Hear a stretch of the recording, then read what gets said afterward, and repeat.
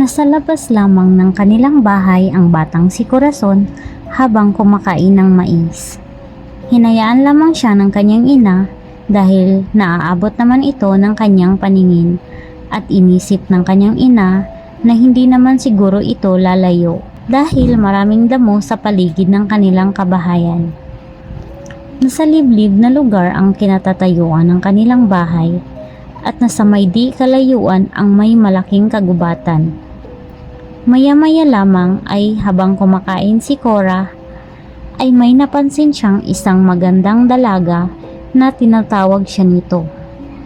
Sinesenyasan siya na ang ibig sabihin ay halika rito at sumama ka sa akin. Mukhang mabait naman ang maamong mukha ng dalaga, kaya lumapit siya dito. Habang papalapit siya ay naglalakad din palayo ang dalaga at sinasabihan siya nito na sumama sa kanya.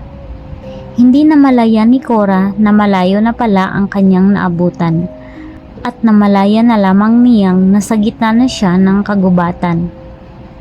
Takot na takot si Cora dahil ang huling maalala niya ay kanina lamang ay nasa labas siya ng kanilang bahay. Sisigaw na sana si Cora upang humingi ng saklolo, ngunit mayroong kumuha sa kanya galing sa kanyang likod at tinakpan ng kanyang bibig. Pagkatapos noon ay nawala na ng ulirat si Cora.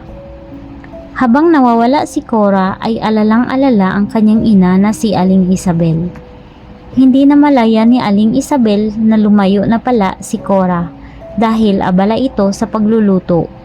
Nakita na lang ni Aling Isabel ang mais na nasa labas ng kanilang bahay na kanina ay hawak-hawak ito ni Cora. Magtatanghali na noon at nagluluto siya ng kanilang pananghalian nang biglang nawawala si Cora. Tawag siya ng tawag kay Cora ngunit wala ni anino ni Cora. Umiiyak na siya sa pag-aalala at tinawag na niya ang kanyang asawang si Pedro para tulungan siya maghanap kay Cora. Magkalahating oras na silang naghahanap kay Cora, ngunit hindi nila ito nakita, kaya naisip nilang umuwi muna sa kanilang bahay at mag-isip kung paanong hanapin si Cora. Pagbalik nila sa kanilang bahay ay nadatnan nila si Cora na bitbit ng isang matandang babae. Ang sabi ng matandang babae ay may naririnig siyang tumutunog na maliliit na batingaw at ito pala ang nasa bracelet ni Cora. Pagkarinig ng matanda ay sinundan niya ito at nakita niya si Cora na takot ito.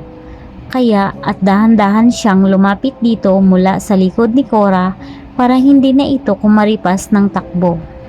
Niyakap niya mula sa likod si Cora at tinakpan ang bibig. Sa sobrang gulat at takot ni Cora ay hinimatay ito. Pagtingin ng matanda kay Cora ay napakadami nitong galos sa katawan dahil dumaan ito sa talahiban at walang tsinelas. Sabi ng matanda ay dalhin sana si Cora ng isang maligno, ngunit hindi ito nagtagumpay dahil may suot na bracelet si Cora, dahilan upang hirap na hirap ang maligno na kunin siya. Laking pasalamat ni Aling Isabel sa matanda dahil naiuwi nito si Cora ng buhay. Buong akala ni Aling Isabel ay mawawala na ng tuluyan sa kanya si Cora.